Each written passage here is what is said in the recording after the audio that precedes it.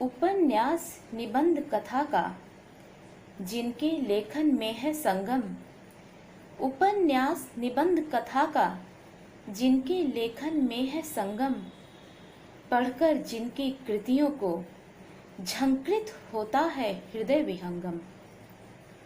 ऊपर से नीचे तक जिसने समाज को देखा और टटोला था, ऊपर से नीचे तक जिसने समाज को देखा और टटोला था, आदर्शवाद के पलड़े पर यथार्थवाद को तोला था।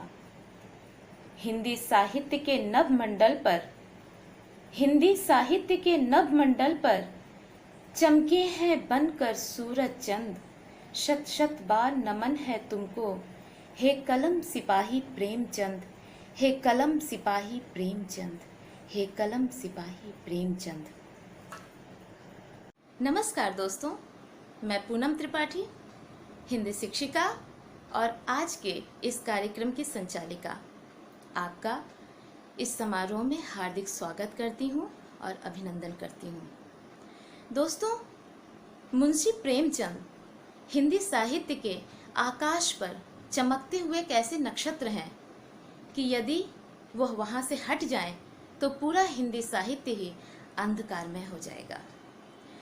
मुंशी प्रेमचंद ने हिंदी साहित्य में उस समय पदार्पण किया था जब हिंदी साहित्य अय्यारी, फैंटेसी और प्रशस्ति गान से भरा पड़ा था। प्रेमचंद ने हिंदी साहित्य को एक नया आयाम दिया, साहित्य को जन मन के साथ जोड़ा, समाज की सच्चाई दिखाने का साहस किया।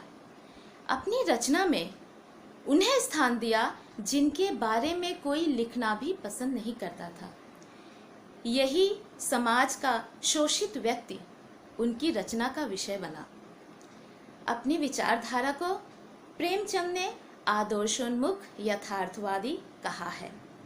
सिर्फ यही नहीं, प्रेमचंद हिंदी सिनेमा के चहेते साहित्यकार रहे हैं। प्रेमचंद की कहानियों पर फिल्में भी बनाई गई हैं।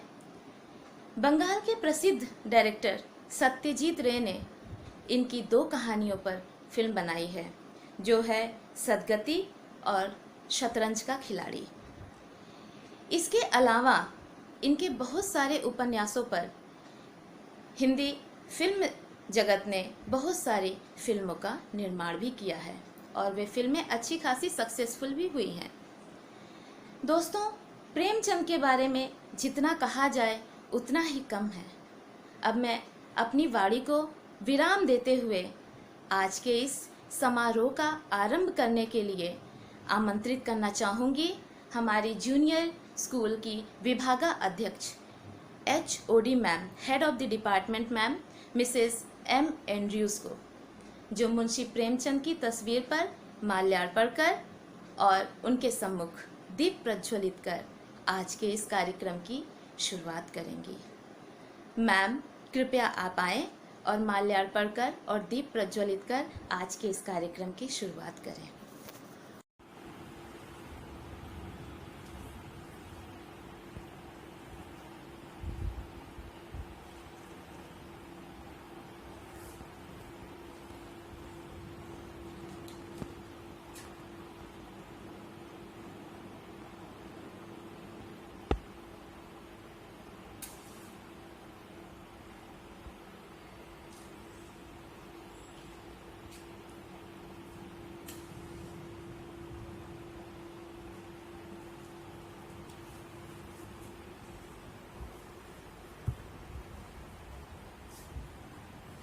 बहुत बहुत धन्यवाद मैम। अब हम आरंभ करते हैं आज का साहित्यिक एवं सांस्कृतिक कार्यक्रम। इस कार्यक्रम में हमारे छात्रों, अभिभावकों एवं शिक्षिकाओं ने अमूल्य योगदान दिया है। मैं आमंत्रित करती हूँ षष्ठम श्रेणी के छात्र अक्षत सिंह को, जो ईश्वर वंदना के साथ इस सांस्कृतिक कार्यक्रम का श्री गणेश करेंगे। अक्षत बेटा, आप आइए और अपना मधुर स्वर बिखेर दीजिए। हे भगवान तुझे प्रणाम, हे भगवान तुझे प्रणाम, तेरे बच्चे हम हो सच तेरे बच्चे, हम हो सच। हे भगवान तुझे प्रणाम, हे भगवान तुझे प्रणाम। पढ़ लिखेंगे योग्य बनेंगे, काम करेंगे नहीं डरेंगे। दो वरदान हे भगवान, हे भगवान तुझे प्रणाम।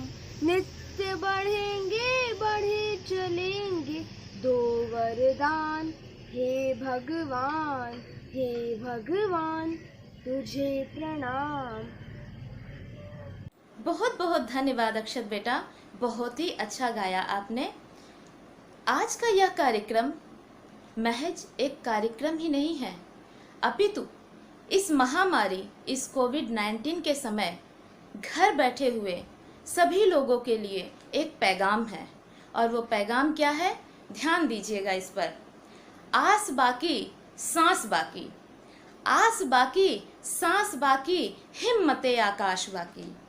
आस बाकी सांस बाकी, हिम्मते आकाश बाकी। ना थमूंगा ना रुकूंगा, मुश्किलों पर चढ़ के ऊपर। ना थमूंगा ना रुकूंगा, मुश्किलों पर चढ़ के ऊपर। मैं तो आगे बढ़ चलूंगा, हौसला अभी बुलंद है। सच में आज हम भले ही घर में बैठे हुए हैं, लेकिन फिर भी आज हम डिजिटल माध्यम से एक दूसरे के साथ जुड़े हुए हैं और हम समय के साथ, समय की गति के साथ आगे बढ़ रहे हैं और बढ़ते ही जाएंगे। कार्यक्रम को आगे बढ़ाते हुए मैं मंच पर आमंत्रित करना चाहूँगी हिंदी शिक्षिका श्रीमती शिवली मैम को, जो प्रेमचंद की जीवनी पर प्रकाश डालेंगी। शिवली मैम कृपया मंच पर आएं और प्रेमचंद के जीवनी पर प्रकाश डालें। सभी दर्शकों को मेरा नमस्कार। आज श्री प्रेमचंद जी के जन्मदिन की पुण्यतिथि पर हम सब एकत्रित हुए हैं। मैं आज आप लोगों को उनके जीवनी पर कुछ बातें बताऊंगी। प्रेमचंद जी का जन्म वाराणसी से लगभग 4 मील दूर लम्ही नामक एक गांव में हुआ, जो 31 जुलाई 1880 था। प्रेमचंद के पिताजी मुंशी अजायब लाल और माताजी आनंदी देवी थी। उनका बचपन गांव में ही बीता था। उनका कुल दरिद्र कायस्थों का था, जिनके पास करीब 6 बीघा जमीन थी और उनका परिवार काफ़ी बड़ा था। जीवन के आरंभ में ही उन्हें गांव से दूर वाराणसी में पढ़ने के लिए नंगे पांव जाना पड़ता था। इसी बीच उनके पिता का देहांत हो गया। उन्हें पढ़ने का शौक था। आगे चलकर वह वकील बनना चाहते थे, मगर गरीबी ने उन्हें तोड़ दिया। स्कूल आने जाने के झंझट से बचने के लिए उन्होंने एक वकील साहब के यहाँ ट्यूशन ले लिया और उन्हीं के घर में एक कमरा लेकर रहने लगे। उन्हें ट्यूशन से 5 रुपया मिलता था। 5 रुपये से 3 रुपया वे घर भेजते और 2 रुपया अपने खर्च के लिए रखते। उन्हीं परिस्थितियों में उन्होंने मैट्रिक की परीक्षा पास की। उन्होंने इलाहाबाद विश्वविद्यालय से अंग्रेजी, फारसी और इतिहास के विषयों में स्नातक की उपाधि द्वितीय श्रेणी में प्राप्त की। प्रेमचंद उनका साहित्यिक नाम था। उनका वास्तविक नाम धनपत राय था। उन्होंने उपन्यास पढ़ना आरंभ से ही अच्छा लगता था। उन्होंने 2-3 साल के अंदर सैकड़ों नोवेलों को पढ़ डाला था। उन्होंने 13 वर्ष की उम्र में ही लिखना आरंभ कर दिया था। शुरू में उन्होंने कुछ नॉवेल लिखे, फिर बाद में उन्होंने उर्दू में उपन्यास लिखना आरंभ किया। इस प्रकार उनका साहित्यिक सफ़र शुरू हुआ, जो मरते दम तक उनके साथ रहा। हिंदी कथा साहित्य में प्रेमचंद का नाम सर्वश्रेष्ठ उपन्यासकार एवं कहानीकार के रूप में हमेशा आगे रहेगा। आशा है उनकी जीवनी आपको ज़रूर प्रेरणा देगी और उन्हीं की तरह जीवन में आने वाली बाधाओं को पार कर आप अपने लक्ष्य को पूरा कर पाएंगे। धन्यवाद। बहुत बहुत धन्यवाद शिवली मैम। जी हाँ, मुंशी प्रेमचंद हिंदी साहित्य में आने के पहले उर्दू में लिखा करते थे। उनकी रचनाएं उर्दू में नवाब राय के नाम से प्रकाशित हुआ करती थी। उन्होंने 5 कहानियों का एक संग्रह निकाला था, जिसका शीर्षक था सोजे वतन। उस कहानी संग्रह को पढ़कर देश में अंग्रेजों के प्रति क्रांति की लौ और भी तेज हो गई थी और जिसके परिणाम स्वरूप अंग्रेजी सरकार ने मुंशी प्रेमचंद को बुलाया और उनके सोजे वतन की जितनी भी प्रतियां थी उनकी आंखों के सामने, मुंशी प्रेमचंद की आंखों के सामने उन सारी प्रतियों को जला डाला और उन पर प्रतिबंध लगा दिया, अर्थात बैन कर दिया कि आप लेखन कार्य नहीं करेंगे। और ठीक इसके बाद ही मुंशी प्रेमचंद ने हिंदी साहित्य में मुंशी प्रेमचंद के नाम से पदार्पण किया। नवाब राय का नाम छोड़कर मुंशी प्रेमचंद के नाम से पदार्पण किया। ये हैं हमारे मुंशी प्रेमचंद। अब हमारे बीच सबसे नन्हे प्रतिभागी आ रहे हैं जिनका नाम है हर्षित कुमार, जो क्लास 1D से हैं और वह प्रेमचंद के बारे में कुछ कहना चाहते हैं। ध्यान से सुनिएगा, ये हमारे सबसे छोटे प्रतिभागी हैं। आइए हर्षित बेटा, 2 शब्द कहिए। नमस्कार, मैं हर्षित कुमार आप सभी के सामने मुंशी प्रेमचंद जी के बारे में कुछ शब्द कहने जा रहा हूँ। मुंशी प्रेमचंद जी जैसा कलाकार किसी भी देश को बड़े सौभाग्य से मिलता है। उनका जन्म 31 जुलाई 1880 को बनारस के लमही गांव में हुआ था। उन्होंने 300 से भी अधिक कहानियाँ लिखी हैं। वह हिंदी और उर्दू भाषा में लिखा करते थे। उन्हें कलम का सिपाही भी कहा जाता है। उन्हें उपन्यास सम्राट के नाम से भी जाना जाता है, जिसमें गोदान सबसे प्रसिद्ध है। उनकी मृत्यु 1936 में हो गई थी। प्रेमचंद जी का नाम हिंदी साहित्य में हमेशा अमर रहेगा। धन्यवाद। बहुत बहुत धन्यवाद हर्षित। और आपने बहुत अच्छा बोला, बहुत प्यारी सी आवाज़ में बहुत ही अच्छे उद्गार को व्यक्त किया आपने। आज हम कार्यक्रम को और आगे बढ़ाते हैं और अपने बीच बुलाते हैं रूपाशो साहा को, जो सेंट थॉमस बॉयज़ स्कूल के एक्स स्टूडेंट हैं, भूतपूर्व छात्र हैं और अभी वर्तमान समय में वे टॉलीवुड में कोरियोग्राफर का कार्य कर रहे हैं। और सिर्फ टॉलीवुड ही नहीं, वो पूरे भारत भ्रमण कर रहे हैं और बहुत ही अच्छा नृत्य प्रस्तुत करते हैं। तो हमारे बीच प्रस्तुत है एक अच्छे प्रसिद्ध मशहूर नर्तक रूपाशो साहा।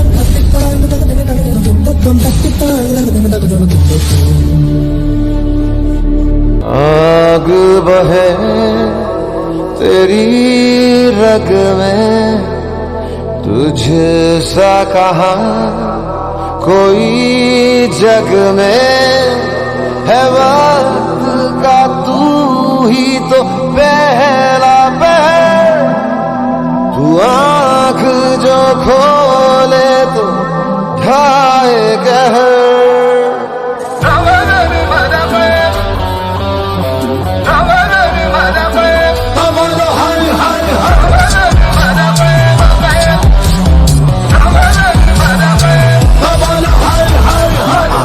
अंत है उसका वो सब गाना, इनका उनका वही है माला, वही है मन का मस्त मलंग वो अपनी धुन का। मंत्र अंतर ज्ञानी है सर्वज्ञ स्वाभिमानी, जय है महाविनाशी ओंकार है इसी की वाणी। भांग धतूरा बेल का पत्ता तीनों लोग इसी की सत्ता, स्पीकर भी अडिग अमर है महादेव हर हर है जस्ता। वही शून्य है वही इकाई, वही शून्य है वही इकाई, वही शून्य है वही इकाई, जिसके भीतर बसा शिवाय। अघोराणां परो मंत्र नास्ति तत्त्वं गुरुः परागम्, नगेन्द्रहाराय त्रिलोचनाय भस्मारंगाय महेश्वराय नित्याशुद्धाय दिगंबराय तस्मै कराय नमः शिवाय। बहुत बहुत धन्यवाद रूपाशो साहा। पूरे सेंट थॉमस बॉयज स्कूल की तरफ से मैं यही दुआ करूंगी और यही प्रार्थना करूंगी कि आपका नाम यूं ही जगमगाता रहे और आप यूं ही अपने क्षेत्र में आगे बढ़ते जाइए बेटा। हमारी अगली प्रस्तुति है मुंशी प्रेमचंद की कहानी पर, और इस कहानी का वाचन करने के लिए हमारे बीच आ रहे हैं पंचम श्रेणी के छात्र मोहम्मद तलहा, जो मुंशी प्रेमचंद की कहानी पर वाचन करेंगे, उनकी कहानी का वाचन करेंगे। तो प्रस्तुत है हमारे बीच मोहम्मद तलहा।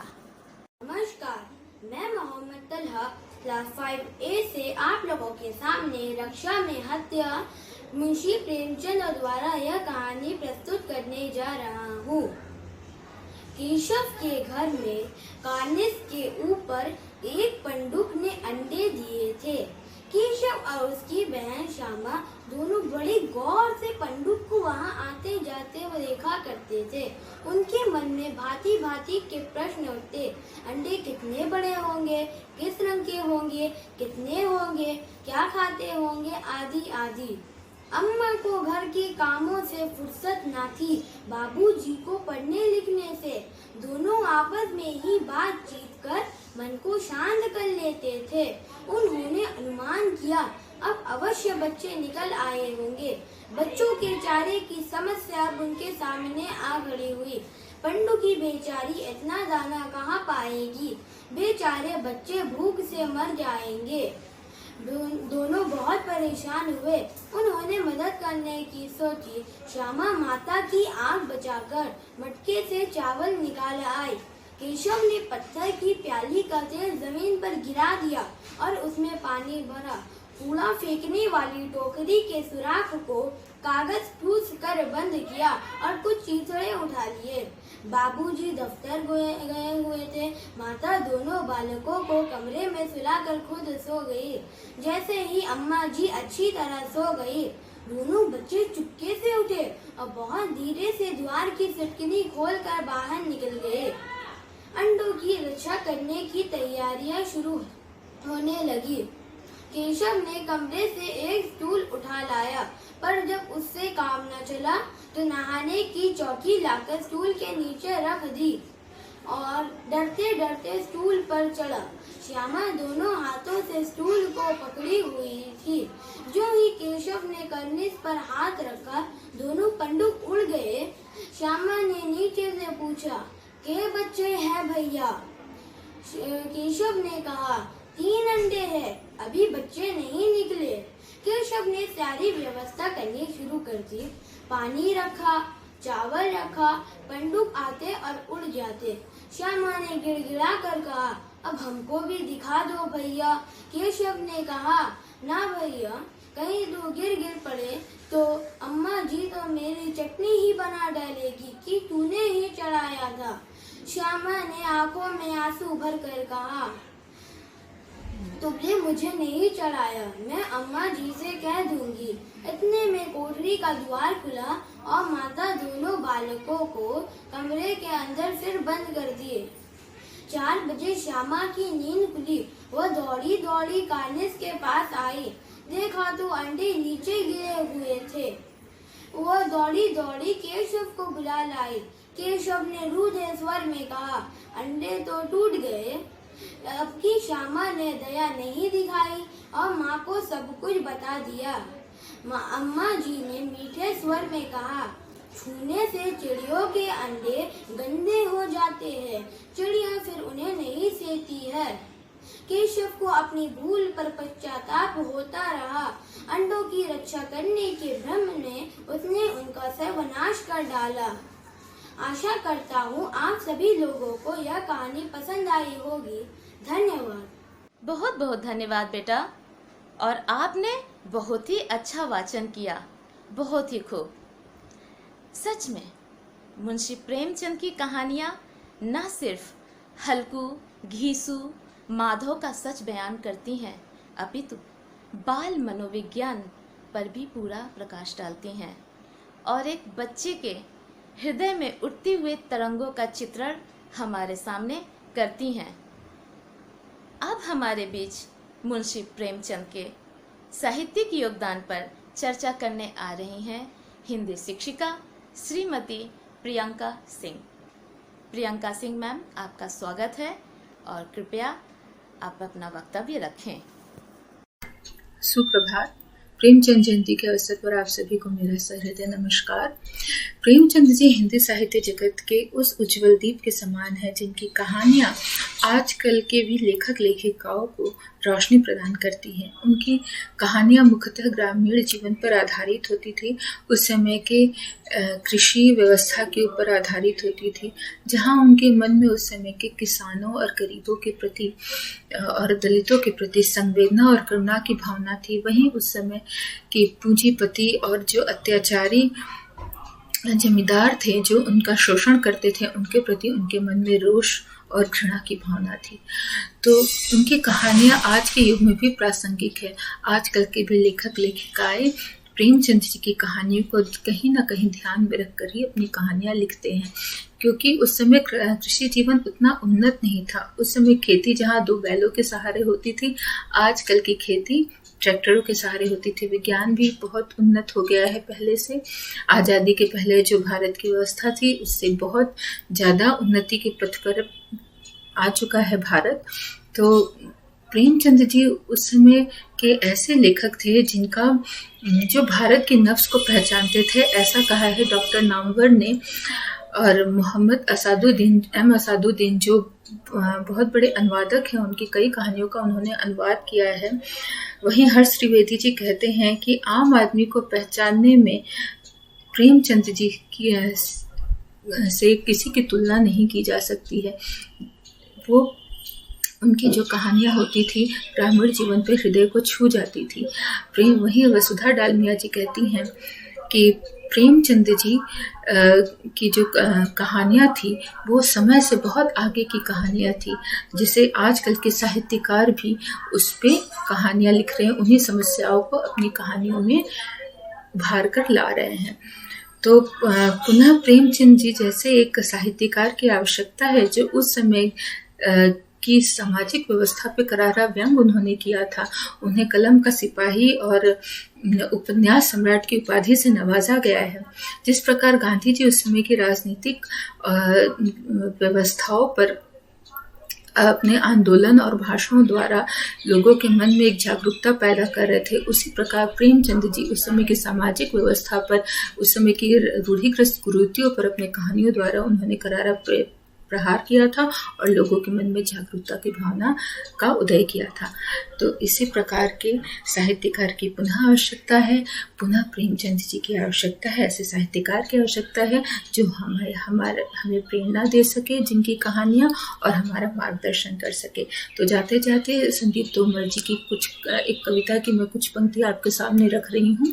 लिखने में तुमसे कोई जीत ना पाए, लिखने में तुमसे कोई जीत ना पाए, घुटनों चलती हिंदी को चलना बतलाए, घुटनों चलती हिंदी को चलना बतलाए, एक से एक उपन्यास लिखते आए, उपन्यास सम्राट की उपाधि पाए, जंतर तंत्र की दुनिया से बाहर लाए, तुम दुनिया को दुनिया की हकीकत समझाए, तुम ऐसे थे प्रेमचंद हमारे, कुछ न कहते वो बेचारे। तो आशा करती हूँ कि आप लोग इन बातों का मनन करेंगे और ध्यान में लाएंगे। जाते जाते आप सबसे हमारी यही शुभकामना है। धन्यवाद। बहुत बहुत धन्यवाद प्रियंका मैम। आपके वक्तव्य से मुंशी प्रेमचंद के बारे में हमें बहुत सारी जानकारियाँ प्राप्त हुई। बहुत बहुत धन्यवाद आपका। अब मैं बुलाना चाहूँगी पंचम श्रेणी के छात्र मोहम्मद अद्यान खान को, जो एक काव्य आवृत्ति करेंगे मुंशी प्रेमचंद के ऊपर। और इनकी काव्य आवृत्ति की सबसे बड़ी विशेषता है कि ये मुंशी प्रेमचंद के समस्त उपन्यासों के बारे में जिक्र करेंगे।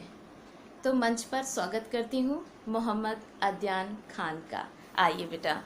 नमस्कार, मैं मोहम्मद अद्यान खान आप सबके समक्ष एक कविता प्रस्तुत करने जा रहा हूँ, जिसका शीर्षक है प्रेमचंद को समर्पित।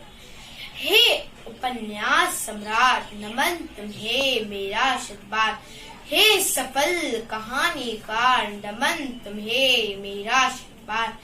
इस रंग भूमि पर बना प्रेमाश्रम, कर्म भूमि विस्तृत दिखलाया, सेवा सदन बना आदर्श का, यथार्थवाद को मार्ग दिखाया।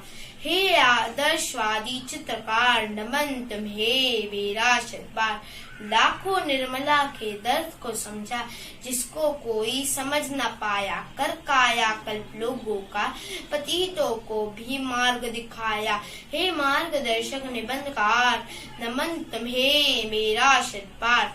गोदान बना है महाकाव्य, कृषकों के जीवन की गाथा, कबन प्रेमा मंगल सूत्र पढ़, किसका न झुक जाए माता। हे असहायों के करधार, नमन तुम्हें मेरा शतबार, नमन तुम्हें मेरा शतबार। धन्यवाद। बहुत बहुत ही अच्छी काव्य आवृत्ति थी अद्यान बेटा की। इसी तरह आप आगे बढ़ते रहिए और हम भी आगे बढ़ते हैं इस कार्यक्रम में। कार्यक्रम को आगे बढ़ाने में हमारा साथ देने आ रही हैं हिंदी शिक्षिका श्रीमती निवेदिता साहा मैम। निवेदिता साहा मैम आज एक नए अंदाज में आपको मुंशी जी की एक कहानी सुनाने जा रही हैं। ध्यान दीजिएगा, बहुत ही नया अंदाज है और बहुत ही प्यारी कहानी है और बहुत ही प्यारी सीख है। आइए मैम और कृपया कथावाचन कीजिए। नमस्ते बच्चों, आज हम लोग प्रेमचंद जयंती मना रहे हैं। इस उपलक्ष्य में मैं तुम लोगों को एक कहानी सुनाऊंगी। प्रेमचंद ने अनेक बाल कहानियां लिखी हैं, उनमें से एक है वरदान। चलो बच्चों, अब शुरू करती हूँ कहानी। एक था लड़का हारू, वह था नाटा और उसकी नाक थी मोटी और छोटी और मेहनत तो बहुत करता था, पर अनपढ़ होने के कारण कम कमाता था। उसकी बूढ़ी विधवा माता थी जो कम कमाई में भी अपना काम चला लेती थी। लेकिन हारू दुखी था, क्योंकि उसकी नाक की वजह से गांव के बच्चे उसे चिढ़ाते थे। देखते देखते हारू बड़ा हो गया और एक दिन उसकी माँ चल बसी। हारू बहुत रोया। गांव के मुखिया ने उसे बहुत समझाया कि वह शादी कर ले, ताकि माँ के जाने के बाद उसकी पत्नी उसका ख्याल रख सके। हारू बहुत सोचा, फिर जाकर मुखिया से बोला कि मैं शादी करने को तैयार हूँ, पर लड़की की नाक छोटी होनी चाहिए। मुखिया ने पूछा, ऐसा क्यों? हारू ने बताया, जवाब दिया, नहीं तो वो मेरी छोटी नाक की हंसी उड़ाएगी। छोटी नाक वाली लड़की ढूंढ ली गई। हारू खुश हो गया, पर गांव के बच्चे उन दोनों को नकटे पति पत्नी कहकर चिढ़ाने लगे। परेशान होकर हारू सोचने लगा कि हाय, अब मैं क्या करूं? अचानक उसे ख्याल आया कि ये शरीर तो ईश्वर ने दिया है, इसलिए सहायता के लिए उन्हीं से प्रार्थना करनी चाहिए, और कोई उपाय भी तो नहीं है। खुश होकर उसने अपनी पत्नी को घर पर रहने को कहा और स्वयं जंगल की ओर चल दिया। सारे दिन वह प्रार्थना करता रहा। उसकी लगन देखकर देवता प्रसन्न हुए और उसके सामने प्रकट हो गए। हारून ने विनम्रता से प्रणाम किया और बोला, प्रभु मेरी इस प्रार्थना स्वीकार कीजिए। दयालु देवता ने 3 रोटी फेंककर 3 वरदान मांगने को कहा। अब तो हारून की खुशी का ठिकाना नहीं था। वह दौड़कर घर आया और अपनी पत्नी को खुशखबरी सुनाई। पत्नी सुनकर बहुत खुश है, बोली, सुनो जी, पहली गोटी धन दौलत के लिए फेंको। हारू बोला, नहीं नहीं, हमें धन दौलत लेकर क्या करना है, हमारी बदसूरत नाक पर सभी हंसते, हम पहले सुंदर नाकों के लिए ही गोटी फेंकेंगे। पत्नी उसे रोकने की कोशिश की, पर हारू ने गोटी फेंकते हुए कहा, हम दोनों को सुंदर नाक दो और कुछ नहीं, बस नाक ही नाक। ऐसा बोलते ही उसके शरीर, उन दोनों के शरीर पर नाक उगाए। हारू अपनी पत्नी को देखकर बोला, अरे तुम तो बहुत बदसूरत लग रही हो। पत्नी ने भी चिल्लाकर कहा, तुम भी तो। दोनों एक दूसरे का भयानक रूप देखकर बहुत हैरान हुए। नाक तो मिली, पर इतनी सारी। दोनों ने दूसरी गोटी फेंककर उन नाकों को हटवाने का निश्चय किया। तो वैसा ही हुआ, पर अरे यह क्या, नाक ही गायब। उसके शरीर, उन दोनों के शरीर पर नाक उगाए। हारू अपनी पत्नी को देखकर बोला, अरे तुम तो बहुत बदसूरत लग रही हो। पत्नी ने भी चिल्लाकर कहा, तुम भी तो। दोनों एक दूसरे का भयानक रूप देखकर बहुत हैरान हुए। नाक तो मिली, पर इतनी सारी। दोनों ने दूसरी गोटी फेंककर उन नाकों को हटवाने का निश्चय किया। तो वैसा ही हुआ, पर अरे यह क्या, नाक ही गायब हो गई। उनकी 2 छोटी नाक थी, वो भी गायब हो गई। दोनों एक दूसरे को हक्के बक्के होकर देखने लगे। अब तो और भी बदसूरत लगने लगे थे। हारू रोते हुए बोला, हाय, ये मैंने क्या किया, तुम्हारी बात सुन लेता, अब तो हमारी मूर्खता पर सब लोग हंसेंगे। उसने पत्नी को कहा कि चलो हम 2 सुंदर नाक मांग ले। पत्नी बोली, अपनी बिना नाक वाले चेहरे को छुपाते हुए बोली, अगर हम सुंदर नाक मिल गई तो लोग पूछेंगे कि कैसे मिली। जब उन्हें पता चलेगा, हमारी मूर्खता पर भी हंसेंगे कि 3 वरदान पाकर भी हम अपनी हालत नहीं सुधार पाए। और तो और, अगर हम अमीर भी हो जाए तो बिना नाक के तो हम रह नहीं सकते। चलो अपनी छोटी नाक और मोटी नाक को सही जगह पर लगवा लेते। देखना, आखिरी मौका है अपनी गलती समझकर। हारू बोला, ठीक है। उसने भगवान को बोला, हाय, ये मेरी बढ़िया मौका है, हाथ से न जाने दिया जाए। मैं भी कितना बड़ा बेवकूफ हूँ, और अब तो बहुत देर हो गई थी। अंत में उसने घुटने टेक कर भगवान से प्रार्थना की, भगवान हमारी छोटी और मोटी नाखी वापस कर दो। और फिर उसकी प्रार्थना सुन ली गई और दोनों को बड़ी उदास हंसी आ गई। दोनों ने राहत की सांस ली। बच्चों, इस कहानी से हमने क्या सीखा कि हर मौके को सोच समझकर उसका लाभ उठाना चाहिए। आशा करती हूँ तुम लोगों को ये कहानी अच्छी लगी होगी। बहुत बहुत धन्यवाद निवेदिता मैम। वास्तव में आपकी प्रस्तुति बहुत ही आकर्षक रही और उम्मीद करती हूँ कि इस कहानी से क्या शिक्षा मिलती है ये हमारे बच्चे ज़रूर समझ गए होंगे और ज़रूर सीखेंगे इससे। आज के कार्यक्रम की अंतिम प्रस्तुति अपने देश, अपने भारत के नाम है, और इस अंतिम प्रस्तुति को देने के लिए मंच पर आ रहे हैं एक बार फिर से 6वीं श्रेणी के छात्र अक्षत सिंह। स्वागत है अक्षत बेटा। देश से है प्यार तो हर पल ये कहना चाहिए, मैं रहूं या ना रहूं भारत ये रहना चाहिए।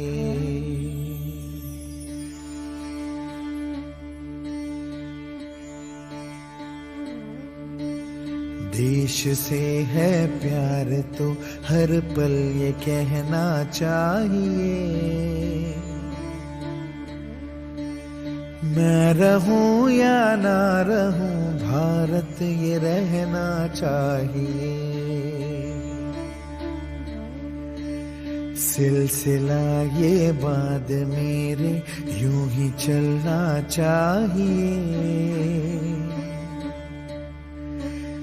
मैं रहूं या ना रहूं, भारत ये रहना चाहिए।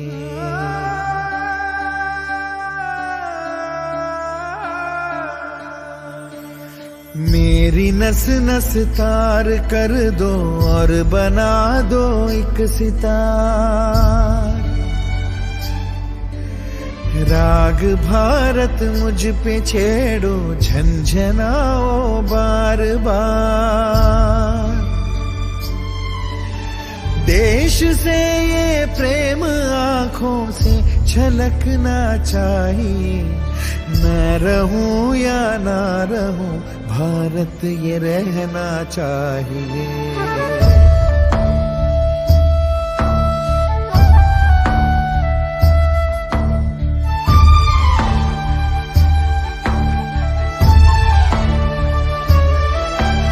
शत्रु से कह दो जरा, सीमा में रहना सीख ले। ये मेरा भारत अमर है, सत्य कहना सीख ले। भक्ति की इस शक्ति को बढ़कर दिखाना चाहिए। मैं रहूं या ना रहूं, भारत ये रहना चाहिए।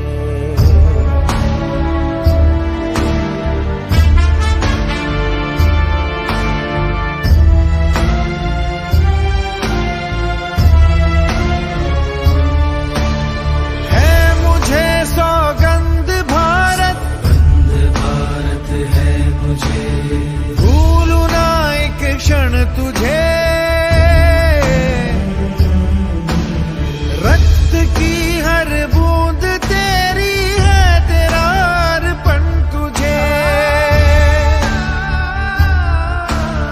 युद्ध ये सम्मान का है, मान रहना चाहिए। मैं रहूं या ना रहूं, भारत ये रहना चाहिए। मैं रहूं या ना रहूं, भारत ये रहना चाहिए। मैं रहूं या ना रहूं,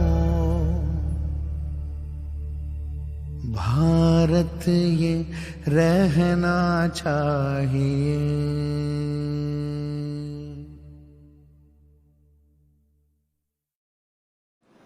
वाह, निशब्द हूँ, निशब्द हूँ। मैं रहूं या ना रहूं, भारत रहना चाहिए, भारत रहना चाहिए। सत्य है, बिल्कुल सत्य है।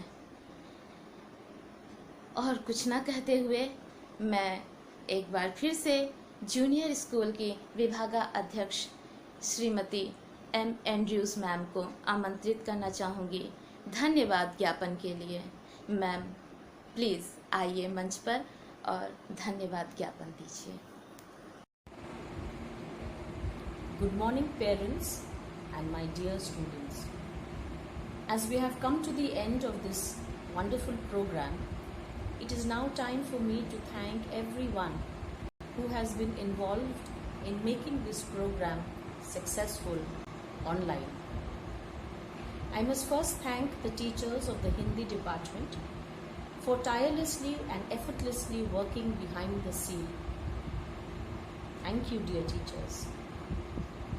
At this moment of great distress due to the current pandemic, we are unable to attend school or hold any cultural event. Therefore, it is a great effort put together by the teachers of the Hindi department of the junior school to bring this program to you online. Teachers have requested students and other teachers to participate by recording their poems, songs, speeches and dance items at home. I must thank Mrs. Poonam Tripathi for merging and editing all these videos to give it the shape of this colorful cultural program. Thank you, ma'am.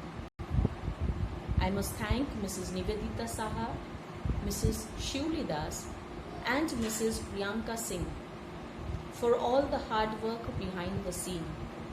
Thank you, dear teachers.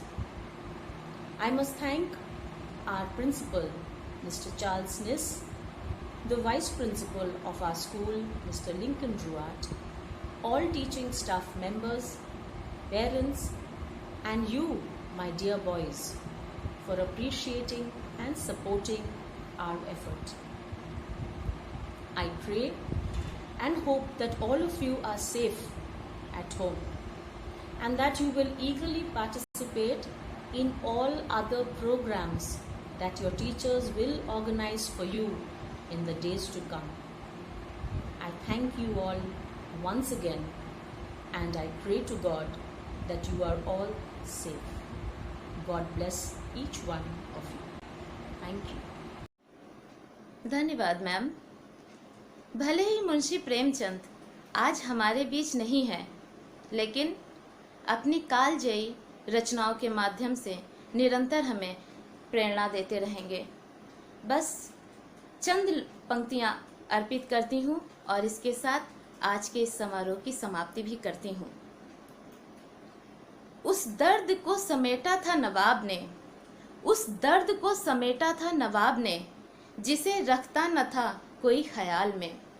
उस दर्द को समेटा था नवाब ने, जिसे रखता न था कोई ख्याल में। यूं ही जगमगाता रहेगा तुम्हारा नाम, यूं ही जगमगाता रहेगा तुम्हारा नाम, हिंदी साहित्य की मशाल में, हिंदी साहित्य की मशाल में। धन्यवाद।